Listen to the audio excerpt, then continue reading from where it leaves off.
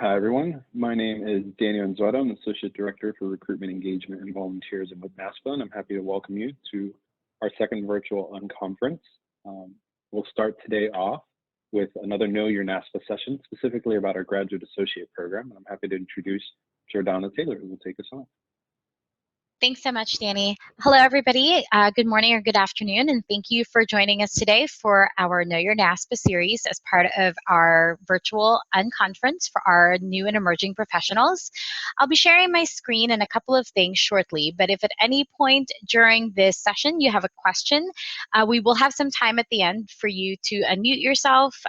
Feel free to also get on video, and you're welcome to ask those questions at the end, or feel free to type them into the chat, and we will get to them at the end of the chat as well. One thing that I am going to post in the chat right now is a link to the position description for the GAP program, as well as the link to our website on the NASPA website, so you can see some additional information there as well. I'm going to go ahead and share my screen. Hopefully everybody can see that. So again, my name is Jordana Taylor. I serve as the Associate Director for Recruitment, Engagement, and Volunteerism here at NASPA. And I'm also very honored to be the staff liaison that works with our Graduate Associate Program, or GAP. For many of you who are familiar with GAP or who have been or are GAPs yourselves, I'd like to welcome you to the call. And if this is the first time that you are hearing about this program, I'm excited that you're here. This is a great program that is open to any rising or current master's students. So for those of you who fit those categories, I certainly hope that this is going to be helpful information for you and answer some questions you may have already had about the program. And if you are working with graduate students, this is great information that you can certainly share with them as well. So what is the Graduate Associate Program? So part of it is a leadership role within NASPA. This is a great initiative that was actually created by our summer interns back in 2009, and it's a way for you to be more connected to NASPA, to the profession, as well as a community of students who are essentially going through the same process across the United States. And in some cases, we have had GAPs who have been in school overseas as well. We have students who are coming from a variety of backgrounds and institutions who are in a variety of grad assistantships and internships as well. But this is a chance for you as a graduate student to really share the things that the association is doing that is helping advance the profession, as well as the things that the association is doing to advocate for graduate students. And it's also an opportunity to build another community within this profession as well.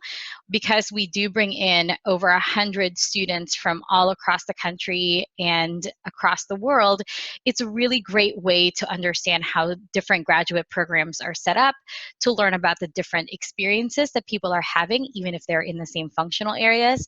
And it's just another means of building your network. So again, as I mentioned, this was started in 2009 by NASPA summer interns, and it's really been an opportunity since then to have hundreds of students. So we're celebrating over 10 years now of this program, and it's really helped connect people to the association, to one another, and has helped them learn about the different parts of NASPA that sometimes are not as obvious when you are a grad student as being something that might be relevant or important for you to be able to have that information. So as I mentioned, those who are eligible for this program are first and second year students who are pursuing degrees in student affairs, higher education, counseling, or a related field. I know that many institutions call their different programs a variety of things. There are still out there that are college personnel or just higher education. So we have students currently in our current cohort who are in one of many of these fields. We also have somebody who is actually doing or has completed their program in organizational leadership, somebody who is doing a dual program that has an MBA component. So it's really open to those who are studying these different fields and also who are committed to really getting a career started in the student affairs profession. So if you do have any questions, if you feel that maybe your program isn't quite exactly a student affairs program, but you are doing your grad assistantship in a student affairs role, or this is a functional area or profession that you are hoping to work in after you finish your program, then I certainly encourage you to reach out to me, and we can certainly talk a little bit more about your program and if this is the right leadership fit for you. So what else can we share about GAP? This is a group of students who are developing emerging professionals. And so our GAPs in some of the different things that they're tasked to do are tasked with creating events and opportunities to really engage their current graduate cohort on their campus, to engage NASPA members who are at their institution, or to really promote the work of student affairs professionals in a variety of capacities. So whether that is presenting at a conference, doing brown bag lunches with different student affairs professionals on your campus, or just sharing some information about NASPA that perhaps your cohort just wasn't aware of, this is really a great place to be able to do that. It's also, again, at the end of the day, it's really about connecting people to one another. Oftentimes, some graduate cohorts can be rather small, or maybe there's just a few of you. For example, when I was doing my master's program, although it wasn't in student affairs, there were 9 of us and 14 of us total who graduated in my year. And so your cohort might be fairly small, or it could be really big. But one of the things that is great about this program is that it connects you with people at different institutions. So it's a great way to learn about how residence life, for example, functions in different institutions or different regions. It's also a great way to connect with people when you're looking at jobs or moving or careers that are in an institution that you might not be familiar with. So if you're familiar with a larger state or research-based institution and you are looking at an opportunity at a smaller liberal arts institution, we have GAPs who are working and who have studied in those types of schools. And so it's a great way to get some firsthand knowledge about what to expect and whether or not that would be a good fit for you as you continue to move forward in this profession.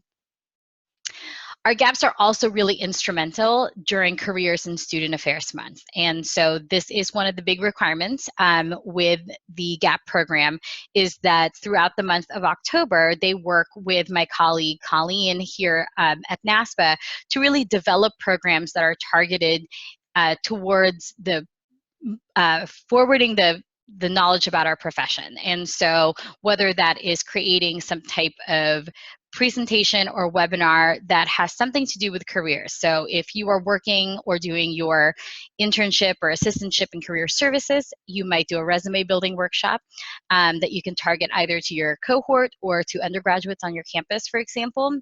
You could do a brown bag lunch where you bring together different folks from different departments in student affairs on your campus who otherwise may not have had a chance to get together. And this is an opportunity to network just directly within your institution. So we do rely very heavily on the leadership of our graduate associate program to help pull off some really wonderful events and engagement during Careers in Student Affairs Month. So the application is open now. It's open from now until July 1st of 2020. So I encourage those of you who are interested to consider submitting an application for the program itself. I'm actually going to go put in the chat right now a link to the application.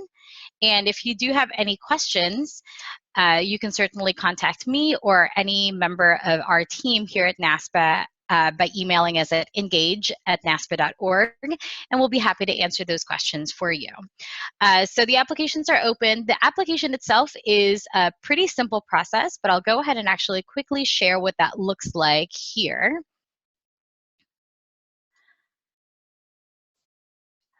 So the application itself is a pretty straightforward form that we have. We ask for all of your contact information. Oops, sorry, that is actually not our application. My apologies, that is the incorrect link.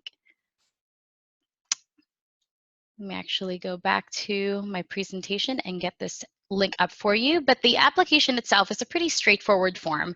It does require you to have some writing requirements as part of it, and so you can certainly take your time and submit this information, when you're ready to. And so the requirements as far as writing are a resume, and there are a set of questions that we do require you to ask. If you have served as a GAP in the past, we do ask that you look at the questions that are specific to those who have served as GAPs in previous years. So we do allow GAPs who are first years to return as second year GAPs as well. So the application itself, as you can see here, is open. There is some information up here about the application itself, as well as the link to the position description. We do ask that you create a customer ID if you do not already have a NASPA account. And in order to serve as a GAP, you do have to be an active NASPA member by the time your term as a GAP begins in September. We do ask your regional information, some general demographics, but I wanted to go ahead and get down to the applicant questions. So I do ask that we have these submitted in a PDF file if you are able to. If not, that's perfectly fine, but if you are able to submit it as a PDF, that would be really helpful. There are, as you can see here, 2 sets of questions below, one for those who have never served as a GAP and one who are reapplying and have served at least 1 year as a GAP in previous years. So as you're looking at this, be sure to look at the correct questions. So here are some of the questions that we do ask. We ask about, what do you think the value of a professional organization such as NASPA is to those who are graduate students and new professionals? Obviously, a general interest as to why you're applying for the program itself and how you'll cater your outreach efforts and programming. And then if you've served as a GAP in previous years, we do just ask you about your experience in that first year. How was it helpful? How did it help you develop professionally? And this information can be uploaded directly into this form. We do ask that you upload your most current resume. So this is an opportunity for you to clean up and put together your resume if you haven't already done so. And we do ask for a letter of recommendation. Now, I recognize that during this time, it might be a little bit more difficult to get in contact with professors or supervisors, as we're all dealing with a number of variety of things on our campus and in our personal lives. So if you are having any difficulty getting a letter of recommendation between now and the July 1st deadline, please just reach out to me and let me know, and we can discuss a little bit more about who should be writing your letter of recommendation or who would be appropriate. Typically, it should be provided from a student affairs professional, so somebody who you have worked for, so whether it's a supervisor or a faculty member. If you're a first-year graduate student now, anyone who has served as a faculty member for you in your program would be perfectly acceptable as a letter of recommendation. But if you have any questions or if you feel that this information might not be as clear to you, just reach out to me directly. And your recommender, they can certainly send you their letter of recommendation and you can upload it into this form, or they can just email it directly to me. And my email address is all over this application, so you can certainly see that right there. Now, the application itself, as I mentioned, is pretty straightforward, but if you run into any questions or technical issues, just please reach out. Again, be happy to help you with that. The other question that we typically get is the time commitment for this program. We understand that as graduate students, and also those of you who might be working full-time or who have internships or assistantships, that you may not necessarily have time for an additional leadership position.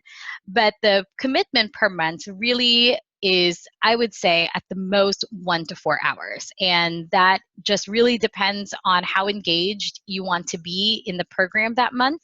We do offer monthly meetings where we have guest speakers from a variety of NASPA programs. For example, this past January, we welcomed Dr. Sarah Whitley, who heads up our Center for First Generation Student Success.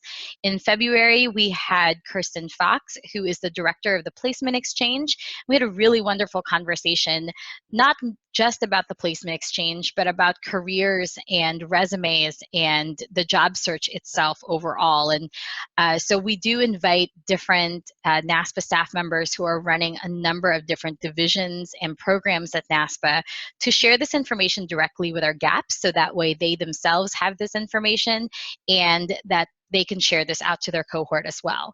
So that happens a number of times each month. And we also ask that GAPs reach out to new members on their campus or in their surrounding communities. And that can be done by a phone call or by a quick email. So the time commitment per month is fairly low. So if that was a concern for you, hopefully it no longer is, and we certainly encourage you to apply.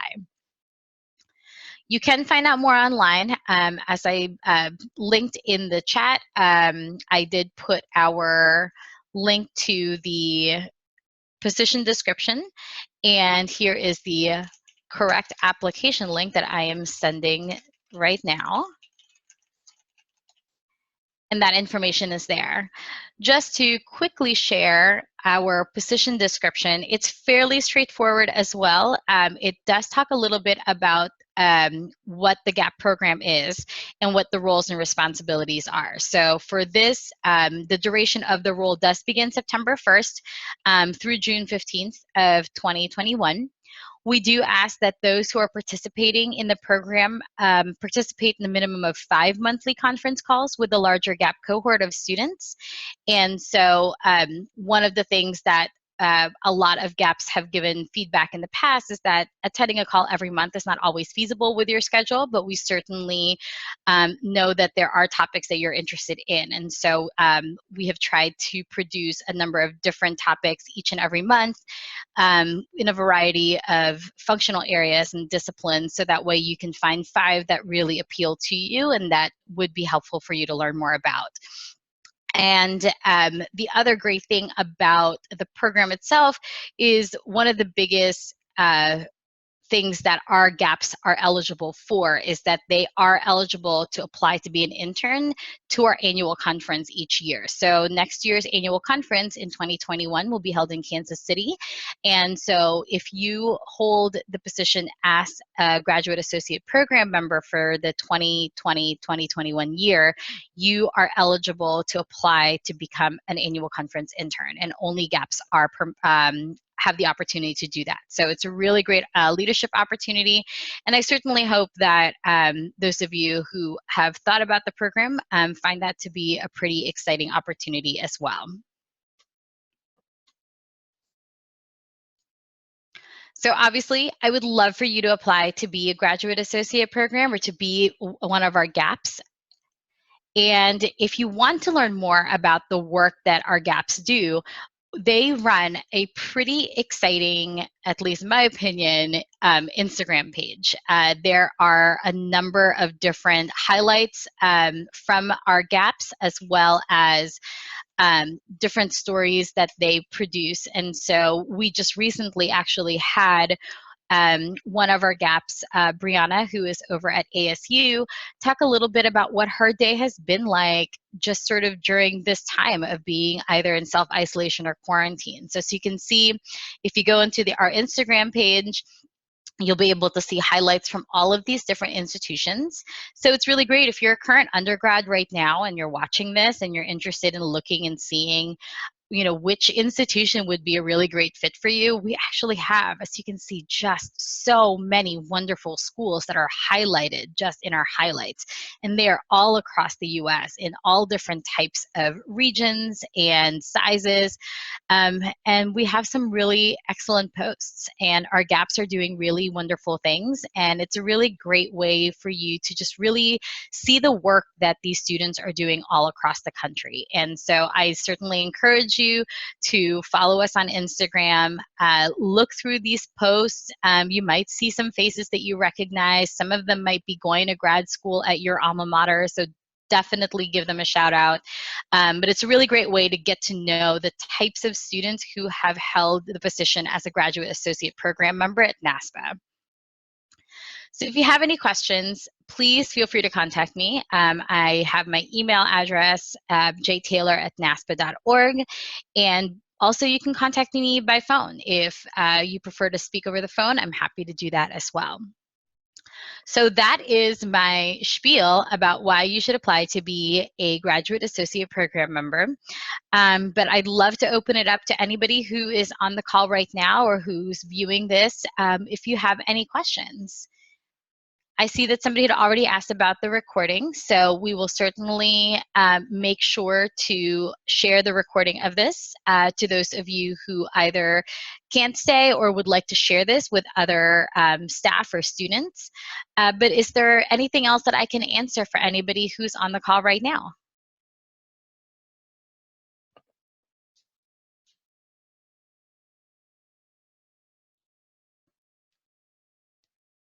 One of the things I will share is that in the coming months, we are also looking at continuing to engage past our June time. So there are a number of things that are happening in the summer.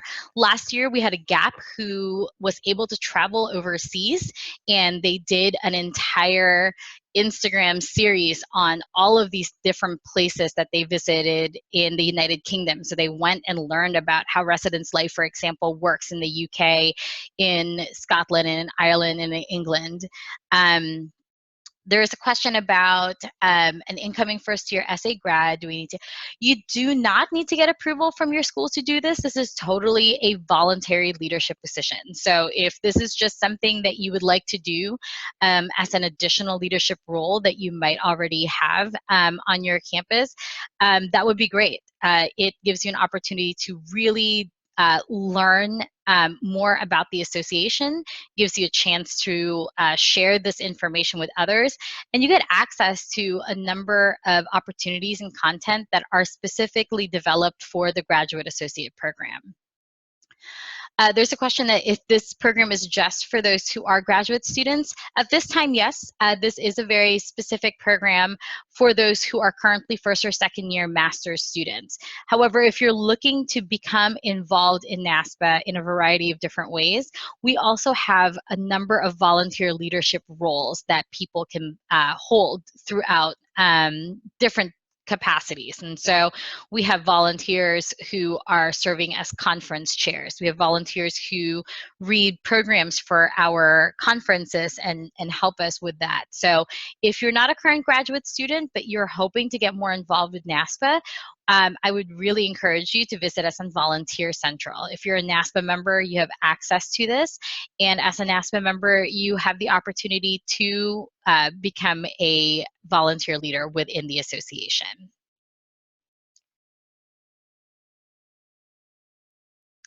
If there are any other questions, oh, yes. Hello. Yes, can you talk a little bit more about kind of the networking that happens? I know you do a really good job of communicating and bringing people together. Can you talk a little bit more about that network, the things that happen and how people are connected, not just as gaps on campus, but gaps across from gap to gap? Yeah, absolutely. So one of the things that I really enjoy as part of my role really is being someone who can connect people with those who can really help them with questions that they have, whether it's about their program or any future careers that they may want to have. So one of the things that we did, so just to give an example, is that during Careers and Student Affairs Month, we were able to bring back gaps from the previous year. So alums of this program who now are in their first year of their professional roles. So they are new professionals. They've graduated with their masters. They were able to find jobs in a variety of different sectors. And I was able to introduce our current GAP cohort to a lot of our alums.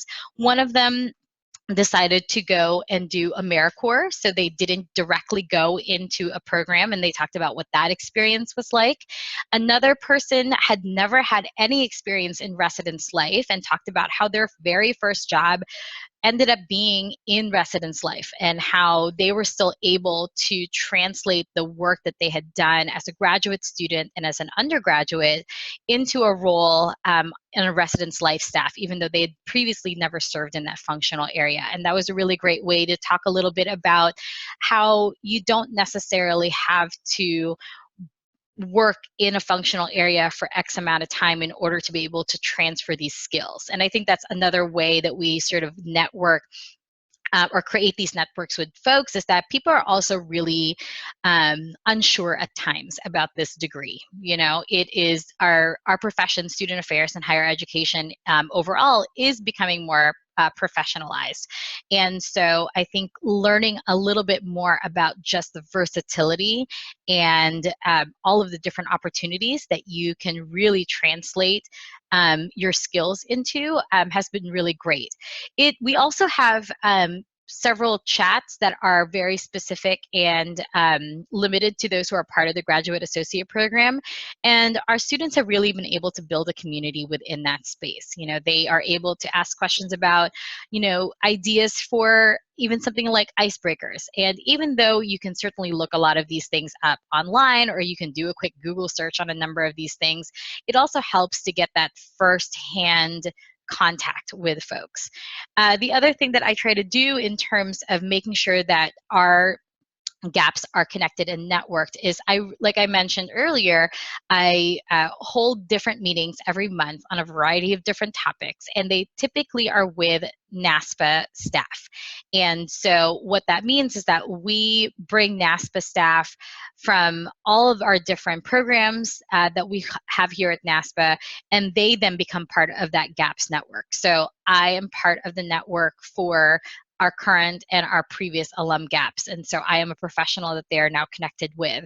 You know, Kirsten Fox, who is going to be joining us here in just a few minutes to talk about the placement exchange and some job opportunities and career searches. She did a program, as I mentioned, so now she's part of their network. And so these are people that they may not necessarily have met or really reached out to on their own, but I've created spaces where people get to know them and get to really hear about the work that they're doing. So that's a really neat way to do that. And then, you know, honestly, the Instagram account, I think it's a really great opportunity for people to sort of see where different graduate programs are and what different graduate students are doing. So those are just some of the great ways that we sort of keep that network. And we've had many of our gaps continue on to share. Even now, our alums are sharing to our current graduate associate program cohort job openings at their institutions. And so, you know, they're getting sort of a firsthand look at opportunities that aren't even posted yet or are just getting posted. And so that is a really great way to be able to get that information almost immediately. So if you are interested in that and really building your network in a really unique way, it's a great way to have those conversations. And I think it's also just nice to see that there are grad students out there who are not in your cohort who are going through the same trials and tribulations, as well as sharing your successes with one another. So it's really been a wonderful program for me to be involved with as a staff member here at Naspa. And I've also had the pleasure of meeting some really talented emerging professionals. And I can certainly say without a doubt that we are really doing such a great job at developing emerging professionals in this field. And you can certainly see that in the caliber of students that we have who are accepted and joining this program each and every year. Well, that's fantastic, Jordana. Thank you so much for your time today talking to us about GAP. If anybody has any further questions, I'll have Jordana put her email in the chat and we'll follow up there if there's anything else. But thank you so much for sharing such great resources about the GAP program. Thank you so much, Danny, and have a great rest of the day, everybody.